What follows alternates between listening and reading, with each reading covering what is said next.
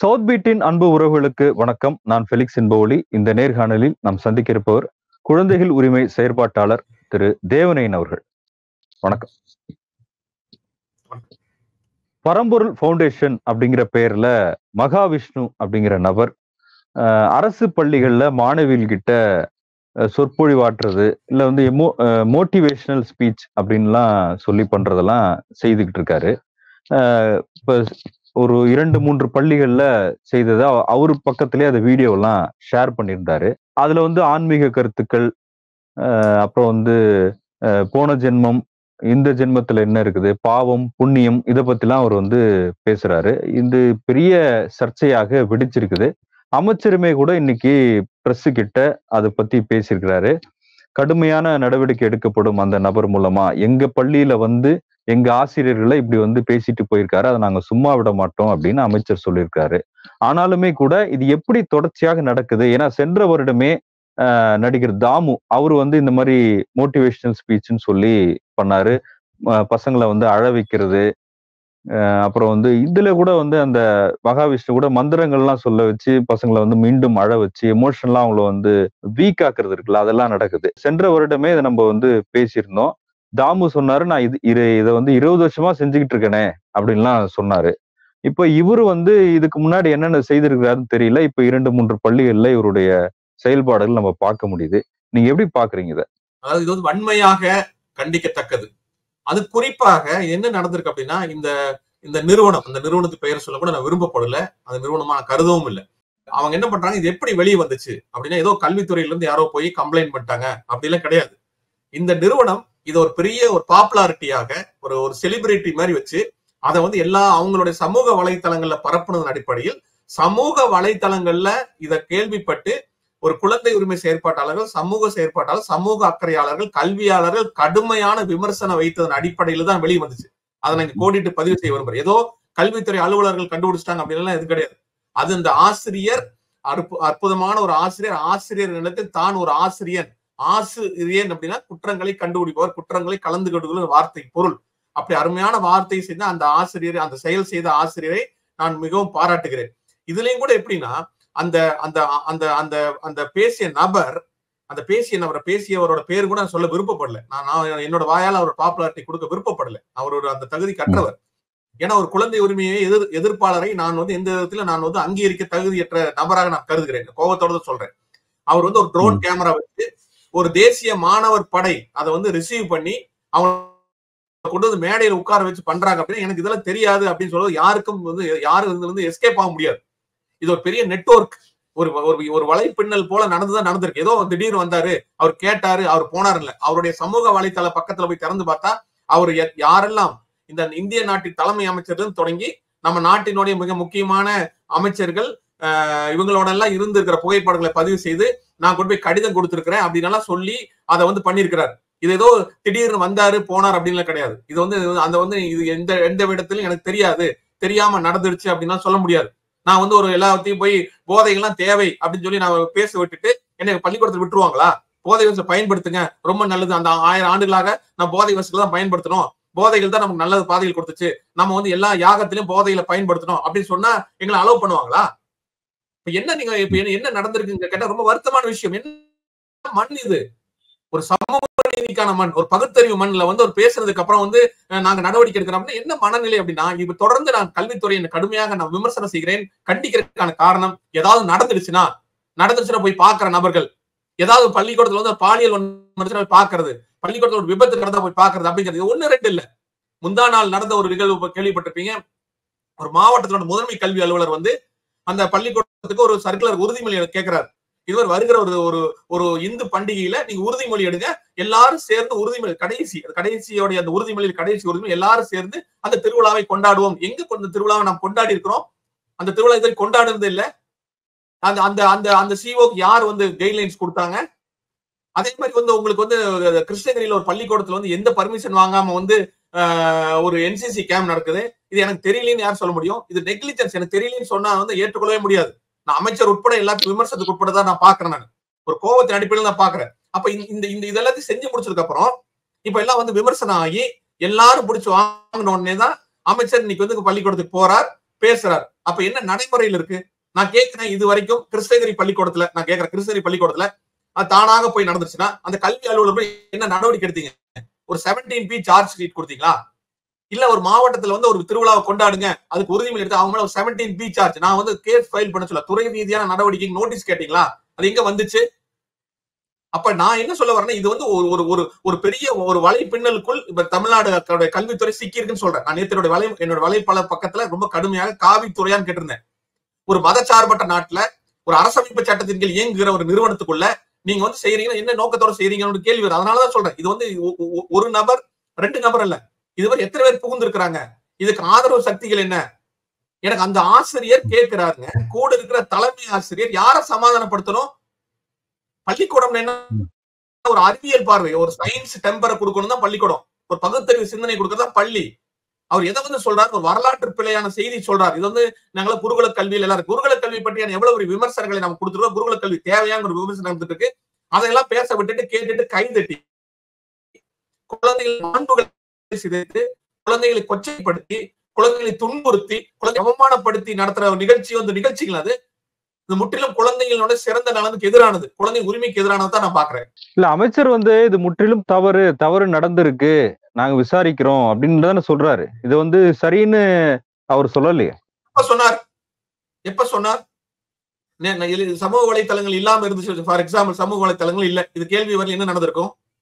நான் கேட்கிற அமைச்சரிடம் நான் கேட்கிற கேள்வி ஒரு வருத்தத்துக்காக தான் இருக்கு. நாங்கெல்லாம் வந்து ஒரு வருத்தத்துக்குரிய செய்தியாளா ஒரு அரசை முழுமையா கவனித்துக் கொண்டு மிக அற்புதமான திட்டங்களை பெண் குழந்தைகளை கொண்டு வரக்கு புதுமை திட்டமா இருக்கலாம், அல்லது நான் முதல்வன் திட்டமாக அற்புதமான திட்டங்களை கொண்டு வந்து எல்லாத்தையும் கை தூக்கி கொண்டு வந்து பள்ளிக்கூடத்துல விட்ட அரசு ஒரு சமூக நீதிக்கான அரசு, ஒரு திராவிட சிந்தனை அரசுங்கிற முறையில நான் அரசை நான் பாராட்டுகிறேன், வாழ்த்துகிறேன். ஆனால் இந்த இந்த இந்த இந்த நிகழ்வு என்ன இருக்கு? இது வந்து சொல்லிட்டாரு. இப்ப வந்து அமைச்சர் வந்து சொல்லிட்டாரு.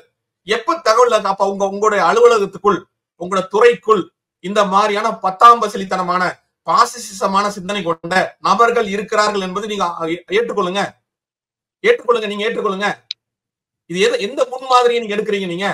நீங்க நான் என்ன கேட்கிறேன், வெளிப்புறமாக ஒன்றிய அரசு வந்து வெளிப்புறமாக வந்து நாங்க வந்து இந்த மாதிரி அரசு சார்ந்து நாங்க வந்து மத அமைப்புகளை பாராட்டுறோம், நான் கோயில் கட்டுறோம் அப்படின்னு வெளியே ஓப்பனா சொல்றாங்க. நீங்க வந்து சொல்லுங்க, ஓப்பனா அந்த அரசு சொல்லுது நாங்க பகுத்தறிவு அரசு, நாங்க வந்து இது மாதிரி நடவடிக்கை எடுப்போம் எங்க சொல்லிருக்கீங்க, எங்க பேசிருக்கீங்க? நீங்க மேடையில் பேசுகிறீர்கள். இன்னைக்கு இருக்கிற அரசு அலுவலர்கள், அரசு துறை சார்ந்தவர்களை நான் குற்றப்படுத்துகிறேன். அவர்களுக்குள்ள இந்த பாசிச மதவாத பிற்போக்குத்தனமான மிகவும் கேவலமான அடிப்படை சித்தாந்தவாதிகள் அங்க உட்கார்ந்து கொண்டிருக்கிறார்கள். திரும்ப திரும்ப நாங்க சொல்லிட்டு இருக்கோம். நாங்க மட்டும் இல்ல, ஆதாரத்தோட சொல்றோம்.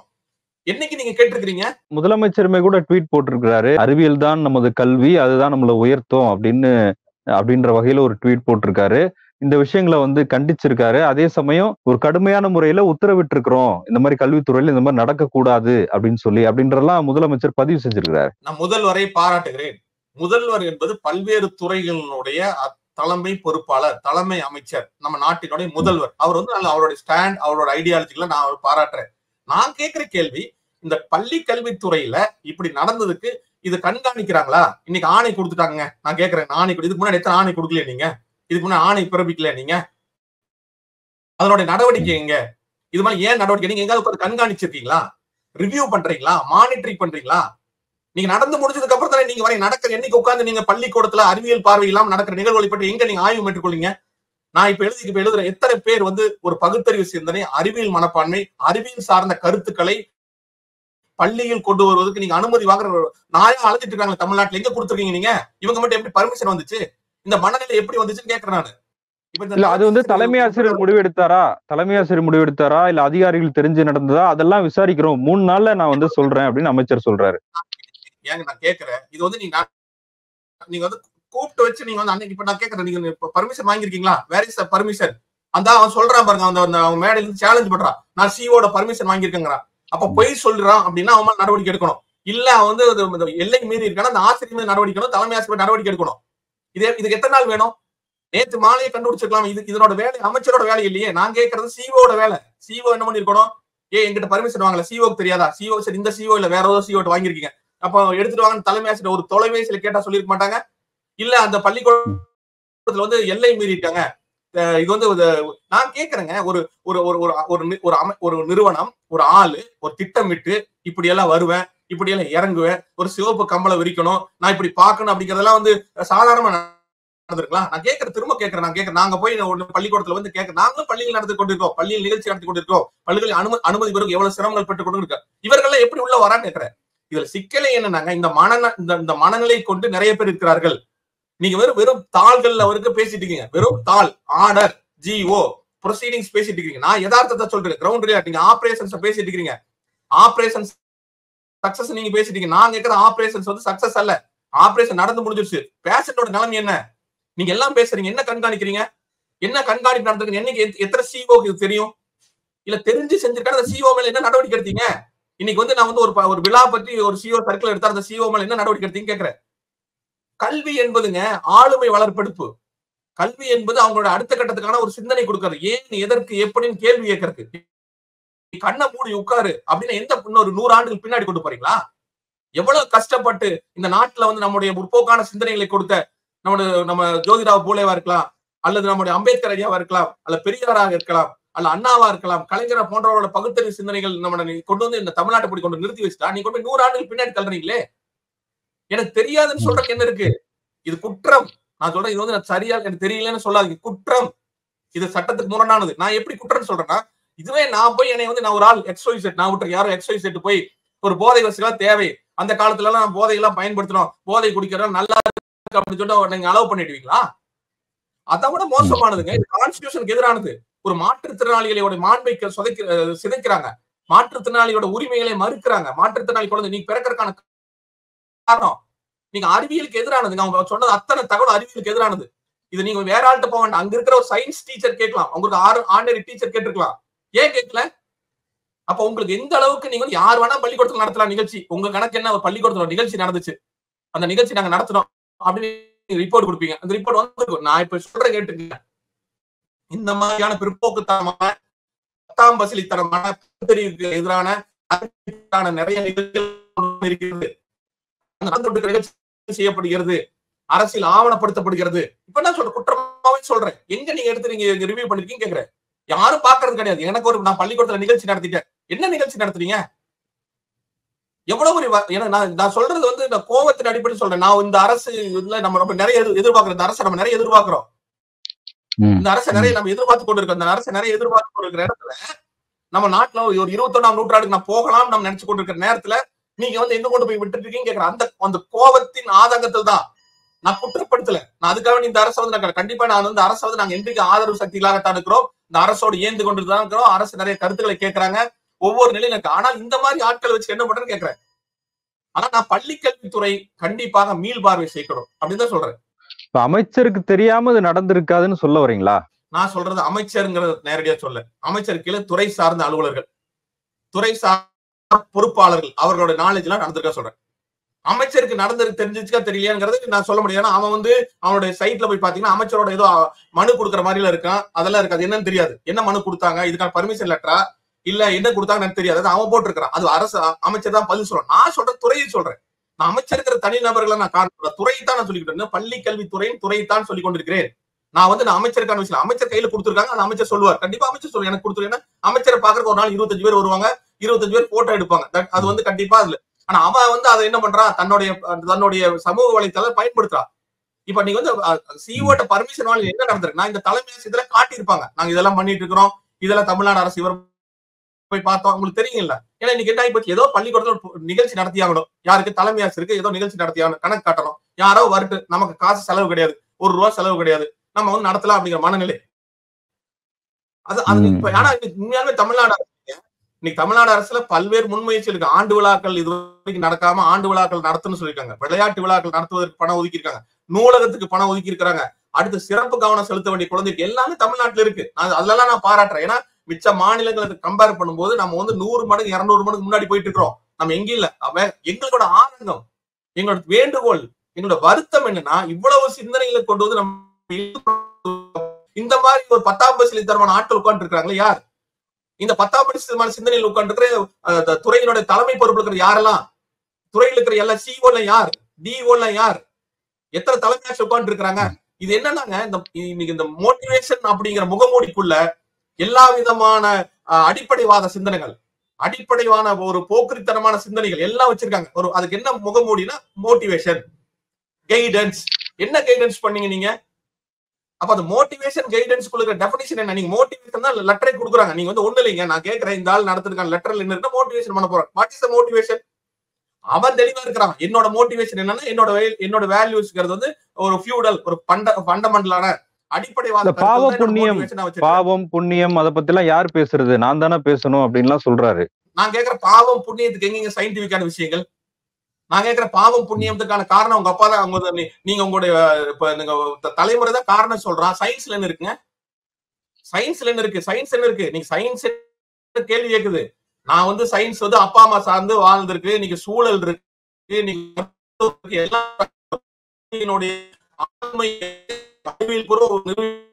எதுல காமிக்கணும்னா அந்த தாய் கருவுற்ற நாளில இருந்து 2 ஆண்டுகளுக்குள்ளான் 1000 days வந்துருச்சு. 1000 நாட்கள் கருவுற்ற நாள் இருந்து. அதுல தான் அந்த குழந்தை ஒரு மனிதனோட ஆளுமை உறுதி செய்யப்படுகிறது. 60% உறுதி செய்யப்படுகிறதுன்னு 10 லட்சம் பேர்கிட்ட ஆய்வு செய்து யுனிசெஃப் போன்ற அமைப்புகள் சொல்லியிருக்காங்க. சொல்ற முன்னாடி மாதிரியான விஷயங்கள் கிடையாது. அதெல்லாம் எல்லாமே முடிஞ்சிருச்சு. அறிவியல் பூர்வமா இருக்கு. நீங்க கொண்டு வரலாம் எல்லா குழந்தையும். நீங்க கற்றலில் பின்தங்கி உள்ள குழந்தைகள், கற்றல் வராத குழந்தைகள், மாற்று எல்லாத்துக்கும் உறுதி செய்ய முடியும்னு அறிவியல் நியமிச்சிருக்கு, மருத்துவம் நிரூபிச்சிருக்கு. இங்க நீங்க பாவம் புண்ணியத்துக்கு எங்க சயின்ஸ் இருக்குங்க? சயின்ஸை படிச்சு எதை கேட்கறேன்னு கேட்கறேன். சயின்ஸை படிச்சுட்டு நீங்க சயின்டிபிக்கான கேள்விதான் கேட்கணும். எப்படி?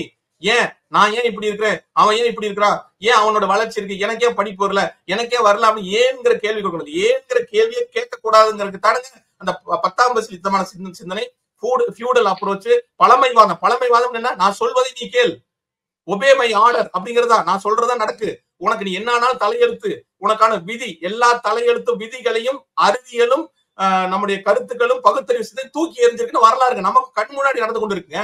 எல்லாத்துக்கும் அறிவியல் இருக்குன்னு சொல்றோம், எல்லாத்துக்கும் அறிவியல் இருக்கு, எல்லாத்துக்கும் நிரூபிக்க முடியும் சொல்றோம். இவன் யாருக்கு பாவம் புண்ணியம் சொல்றதுக்கு இவனுக்கு என்ன இருக்குங்க? என்ன தகுதி இருக்குங்க? அப்ப என்ன ஆயிடுது? ஆயிரக்கணக்கான குழந்தைகள் ஆள் மனசுல என்ன இருக்க? நம்ம வந்து தப்பு இல்ல, நம்ம அப்பா அம்மாவோட பொறுப்பு தான் காரணம், நம்ம கல்வி வராதுக்கான காரணம் நம்முடைய இதா இருக்கு. அப்படி தாழ்வு மனப்பான்மை கொடுங்க. என்னத்துக்கு நம்ம வந்து பெண் குழந்தையில வந்து 51.5 விழுக்காடு வந்து தமிழ்நாடு கொண்டு விட்டு இருக்கிறோம்? எப்படி வந்துச்சு? வா பள்ளிக்கூடத்துக்கு வா, உனக்கு கை தூக்கி கொடு, உனக்கு இந்த புதுமை பெண்ணுக்கு வா, உனக்கு 1000 ரூபாய் தர, உனக்கு சைக்கிள் தர, உனக்கு எல்லாம் தர, வா உனக்கு இலவச சீருடை, எல்லா உனக்கு அனைத்து உனக்கு கொடுக்குற. எது கை தூக்கிட்டோம்? வா, உனக்கு வந்து நீ படிக்க கூடாது, நீ படிச்சா காதுல ஈயத்தை கரைச்சு ஊற்றப்பட்ட சமூகத்துல இருந்த நீ அங்க போக கூடாது. இங்க வந்து எந்த குரு கல்வியை பத்தி பேச, குருகுல கல்வியை பத்தி பேச, யார் குருகுல கல்வியில படிச்சார்கள், எங்க வந்தாங்க, எல்லாருக்கும் பள்ளிக்கூடம் இருந்துச்சா, எல்லாரும் சமமாக பங்கேற்றார்களா, வரலாற்றுல இருந்து இருக்கு சொல்லுங்க. அதுக்கப்புறம் அதை தாண்டி அவங்களை கொண்டு வந்து கஷ்டப்பட்டு கொண்டு பள்ளிக்கூடத்துல உட்கார வச்சு வாங்க உயர்கல்விக்கு போலான்னு சொல்லி விட்டா நீ வந்து படிப்பு வராது. நமக்கு வந்து என்ட்ரன்ஸ் எக்ஸாம் எழுதணும், அது நீட் உன்னோட தலையெழுத்து அப்படின்னு சொல்லி நம்மகிட்ட திரிக்கிறாங்களா? அது மாதிரி திரிக்கிறதான இது. உனக்கு வந்து தலையெழுத்து தான், உனக்கு வந்து நீ டாக்டர் ஆக முடியாது, நீ வந்து குலத்தொழில் தான் போகணும் அப்படிங்கிற வடிவம் தானே நீங்க வச்சிருக்கீங்க. அதனுடைய ரிப்ளிகேஷன் தானே நீ பாவம் புண்ணியம்ங்கிறது. நான் கேட்கிற முழுசுக்கு ஒவ்வொரு வார்த்தைக்குள்ளீங்க அடிப்படை அரசியல் சாசனத்துக்கு எதிரான வார்த்தைகள். ஃபண்டமெண்டல் ரைட்டுக்கு, நம்ம ஃபண்டமெண்டல் ரைட்லோட உள்ள மாமேதை அம்பேத்கர் எழுதும் போது நம்முடைய கல்வி சயின்டிபிக் டெம்பர், அறிவியல் பார்வை, அறிவியல் மனப்பான்மை உருவாக்குவதாக இருக்கணும் அப்படிங்கறது நம்ம கான்ஸ்டிடியூஷன் இருக்கு. நம்ம கல்விக்கான முன்னோடிகள் என்ன சொன்னாங்க? அப்ப இந்த கான்ஸ்டிடியூஷனுக்கான வேல்யூஸ்க்கு எதிரான விஷயம் இவங்க பேசுறது. இப்ப பள்ளி கல்வித்துறையிலிருந்து கண்டிப்பா நடவடிக்கை எடுக்கப்படும் அப்படின்னு அமைச்சர் சொல்றாரு. இப்ப என்ன மாதிரியான நடவடிக்கை எடுக்க முடியும்னு நினைக்கிறீங்க? இப்ப அவரு வந்து சட்டத்துக்கு எதிரா இருக்கா, ஆன்மீகம் பேசக்கூடாது சட்டத்துல இருக்கான்லாம் கேள்வி எழுப்புறாரு அந்த நபர். நான் என்ன கேக்குறேன்னா, இப்ப வந்து என்ன நடக்கும் அப்படின்னா, ஒரு வாரத்துல மேல அதை மறந்துருவோம், அவ்வளவுதான். அடுத்த கட்ட வேலைக்கு போயிடும். கல்வித்துறையில அவங்க தெளிவா இருக்கு. உங்களுக்கு என்ன, இப்ப கிருஷ்ணகிரி தாண்டி வந்துட்டோம், அடுத்து இந்த ஒரு பிள்ளையார் நிகழ்ச்சி கொடுத்தது தாண்டி வந்துட்டு எல்லாம் தாண்டி வந்துட்டு அப்படி போயிடுவோம், அவ்வளவுதான். நான் கேட்கிற கேள்வி, இப்ப இது கொடுத்தாங்கல்ல, அவங்களுமே என்ன துறை சார்ந்த நடவடிக்கை என்ன? நான் வந்து அந்த நபருக்குள்ள மாற்றுத்திறனாளர்கள் சட்டத்துல படி நம்ம கண்டிப்பா வழக்கு பதிவு செய்யலாம், இந்திய அரசு சட்டப்படி பதிவு செய்யலாம், ஜுவனைல் ஜஸ்டிஸ் ஆக்ட் படி குழந்தையோட மாண்பை சிதைத்து இருக்கிறவங்களும் வழக்கு பதிவு செய்யலாம், கண்டிப்பாக அவருடைய சட்டத்திற்குள் அவர் கொண்டு வரலாம். இதெல்லாம் நான் கேட்கறது என்னன்னா, இதுவரை ஒவ்வொரு தடவையும் ஒண்ணு நடந்துச்சுன்னா இவர் வந்து விளக்கம் கொடுத்திருப்பாங்க. நான் தான் கேட்கிறேன், குழந்தைகளுக்கான கொள்கை எங்க இருக்கு பள்ளிக்கூடத்துல? குழந்தை பாதுகாப்பு கொள்கைங்க பள்ளிக்கூடத்தில் இருக்கு. நம்ம எல்லாம் பேசிட்டு இருக்கோம் தமிழ்நாட்டு குழந்தை பாதுகாப்பு கொள்கைங்க. குழந்தைகளோட பள்ளிக்கூடத்தில் செய்ய வேண்டிய செய்யக்கூடாதுங்கிற மொத்த ஆவணம் இங்க.